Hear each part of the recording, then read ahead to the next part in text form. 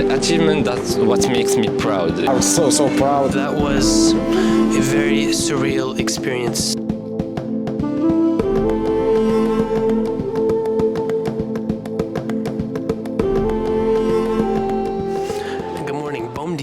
Currently in the Lisbon airport, getting ready to fly to Morocco. I'm upset, I'm a little stressed. My flight was supposed to leave 6 minutes ago.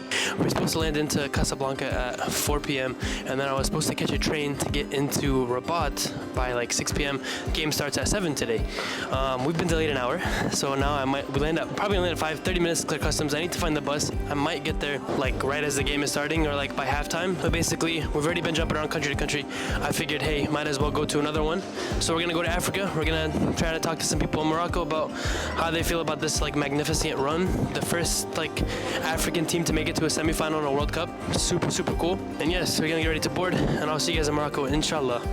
I then began my journey from Lisbon all the way to Morocco, touching down in Casablanca into the rainy weather, where I then would have to clear customs and find a couple of different trains in order to get to Rabat. However, this was going to be a longer journey than I had anticipated. We made it to Casa Voyageurs in Casablanca. Another hour journey to get to Rabat. It's a very hectic, chaotic day, man. My leg, fighting for my life out here. Look at this little clock tower here. It's pretty cool. Very cool indeed. Now a word from future SHADIII. So at this part of the video, unfortunately, I did a very bad job of documenting what was going on. Essentially, since the train had been so delayed, we didn't know which platform the train was going to come to. And when it ended up coming, it came on another platform. Let me tell you something. It was like a zombie apocalypse. People started running across the train tracks, trying to just get on this train and just pack it up as much as they could because everyone wanted to get to Rabat. And essentially, we get on the train, lights are off, power is off. We get delayed for another like hour and a half, 2 hours. It was absolutely mental and insane. But I just needed to preface it because I did a very bad job of documenting what was going on at this point. This train is like dark. We're just like stuck. We don't know where we're going. All right, so we're currently on the train. It got delayed like an hour and a half. So I'm not gonna catch the game in time. We're gonna record some reactions on the train. People are gonna be supporting me here, I think, just as much as they would in the square. So everything for a reason wasn't meant to be. So now, while I was stressed, yes, I wanted to make the best of a weird situation. It's not every day that you get to watch a World Cup semifinal in Morocco with a bunch of the locals who were proud of their country. You see, everyone was locked in, ready to go, but at the stroke of the 4th minute, calamity struck. Locked in, France would go in to score in the 4th minute and stun everyone in Morocco, including my new friends on the train.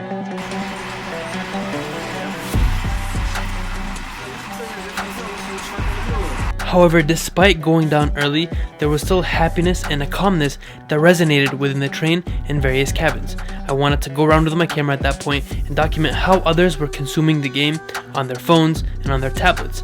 And all I could see was a bunch of people who were proud of their country, ready to support as we went from Casablanca all the way to Rabat. Even as we got off the train, people were still watching the game while walking. Not gonna lie, this is not what I was expecting out here. After walking on the empty streets and just seeing a bunch of support everywhere, I made it to the hotel, checked in, recomposed myself, and gotten ready to go out and document the France versus Morocco game in the streets of Rabat. And boy oh boy, was I in store for a fun night.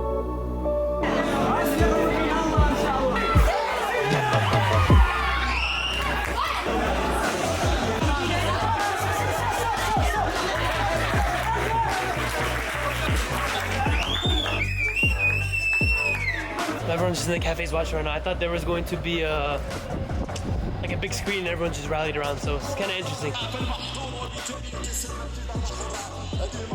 I would continue to explore the empty streets of Rabat until eventually I found a big screen on a rooftop and they let me come up to finish up the rest of the game.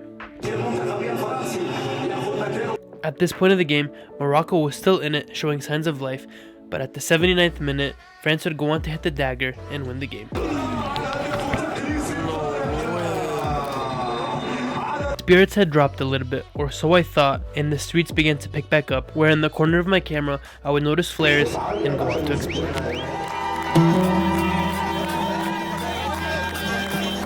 The Moroccan fans began to congregate in the streets to celebrate the national team, and what I was about to witness was going to be a beautiful blend of both pride and community.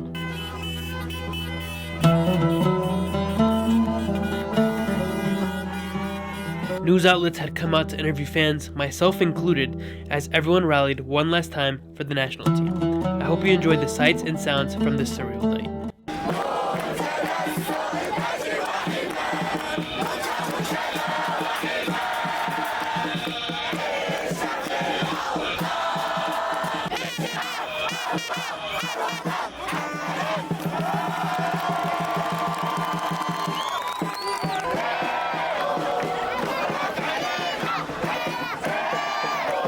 In the midst of all the celebrations, out of nowhere, it had started pouring rain, but that did not stop the fans from keeping the party going.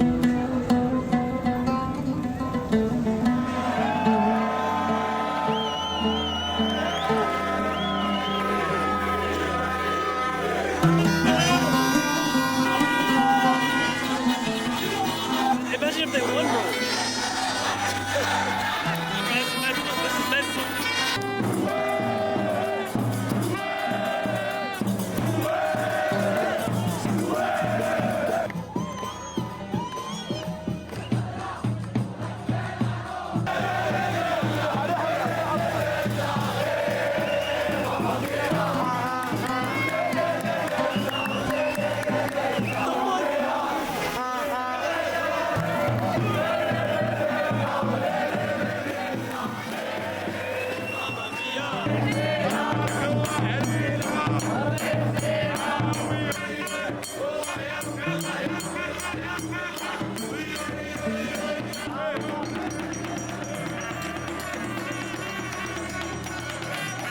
This city is on fire right now.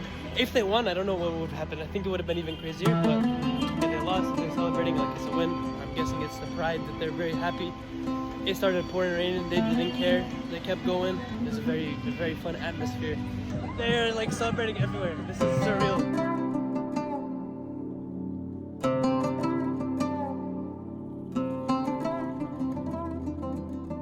Honestly, the one word that I would use to describe how everything has been since they lost, beautiful. So I'm not gonna lie, that was a very surreal experience. Like, even though Morocco lost, they celebrated as if they had won, which, I mean, honestly, how can you not celebrate given the run that you made in terms of like, you make it to the semifinals. You're the first African country to do this.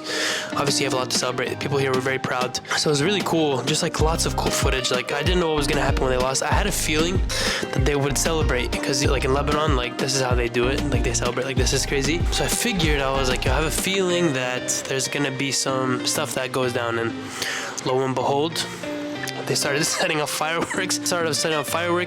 It started raining and people just kept celebrating. Overall, it was such a surreal experience. Like, this lady came up to me and she gave me a Morocco kashkal, which is cool because I collect them.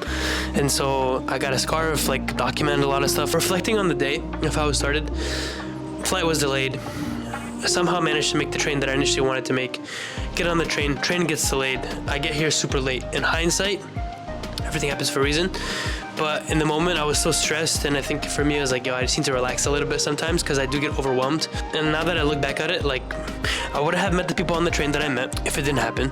I wouldn't have got to experience the game, the first half of the game with them on the train.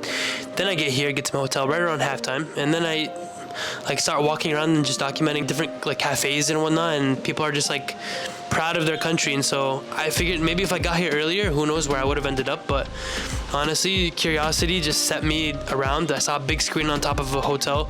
I went in and asked them if I could go up. They said yes, and then from there you see all the celebrations going up because it was so high. And so everything worked out, I think, the way that it needed to work out. Such a cool experience to be able to share this. Game plan for my rest of the night, when I try to find food, I think I saw McDonald's. The American in me is like, let's go to McDonald's, but the hotel concierge was telling me that there's like a shawarma place. I might check it out. Otherwise, I go to McDonald's, eat something, sleep, and then tomorrow I think I want to see a couple places, and then I want to do interviews and just kind of take in the city, and then we fly back to Lisbon on the 16th. That's the end of the day recap from me. It was fun. Thank you to the Moroccan people. Y'all were our joy and a lot to celebrate, and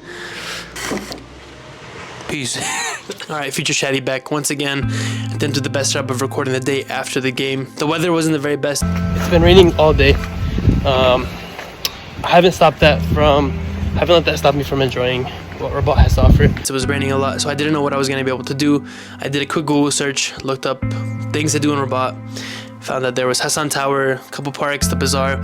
So I wanted to go around and explore once the weather had cleared up. Went out, kind of documented a little bit, but I wanted to just kind of immerse myself in the local experience.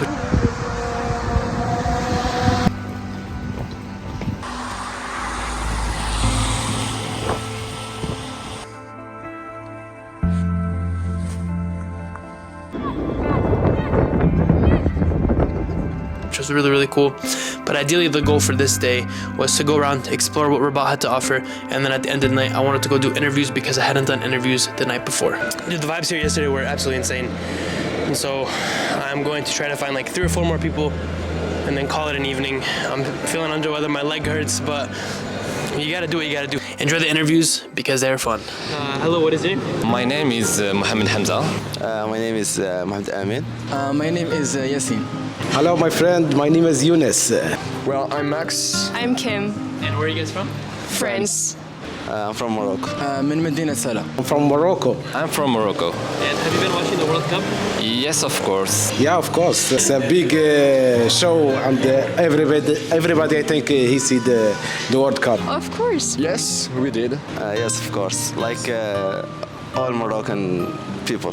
It was one of the biggest program of the year, and it was very, very wonderful in the end of 2022.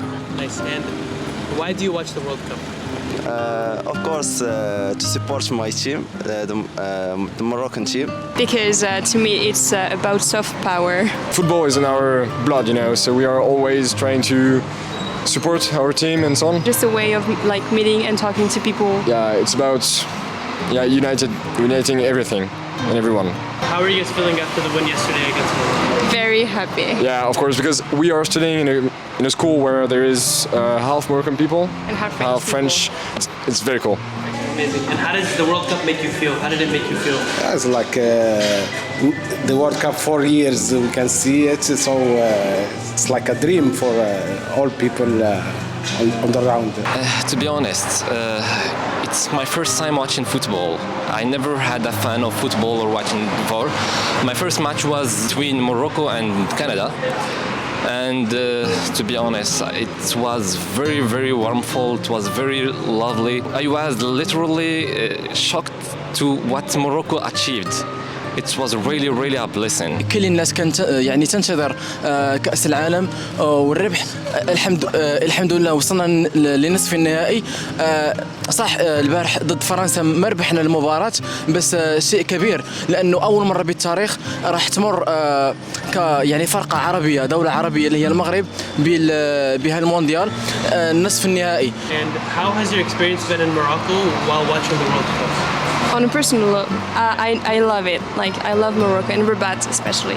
While we supported 2 teams, like the Morocco team and the French team, of course, and when the Moroccan team wins, it's just insane. So after every winning, the streets here was very full. The people the joy. It was very amazing in every street, in every person, in every heart here in Morocco. What our team made, it just amazing. It was very cool. And also at the last match between Morocco and France, they played very well. It was for me so stressful, and by the end it was kind of sad to go out. بس احنا كمغاربه يعني مو الفوز العظيم والفوز الحقيقي هو كأس العالم، لا النتيجه يعني الربح على التوالي. يعني كفرقه اولى ربحنا، يعني الانتصار على الفرقه الاولى الثانيه الثالثه الرابعه، هذا في حد ذاته نجاح كبير.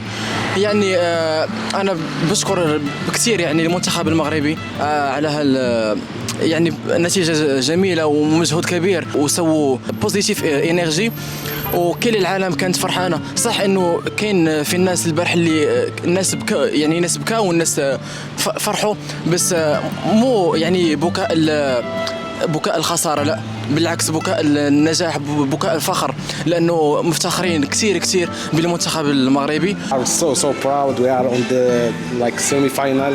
It's the achievement that's what makes me proud. It was a very, very good achievement. And how our flag was in every all countries. It was really warm to see. Also, the team, the players, how they enjoyed playing, how they contact their moms after every single match, how they gave us very good lessons.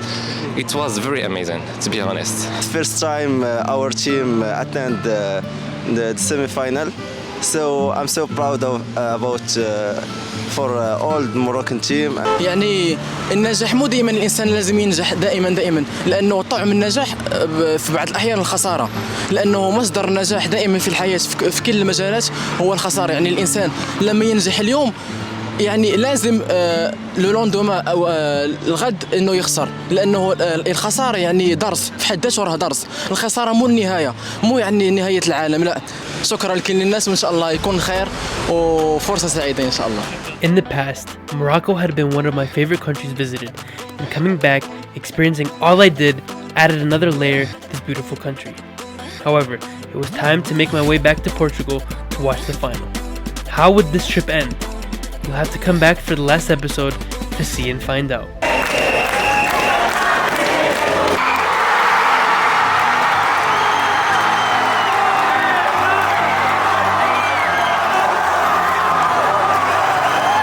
That's all I say, and I say that just like for. Thank you to those of you that made it to the end of the episode. I hope you enjoyed the Morocco entry. Thank you to all of those people that made this such an enjoyable experience. I hope to see you all in the final episode. Peace and blessings.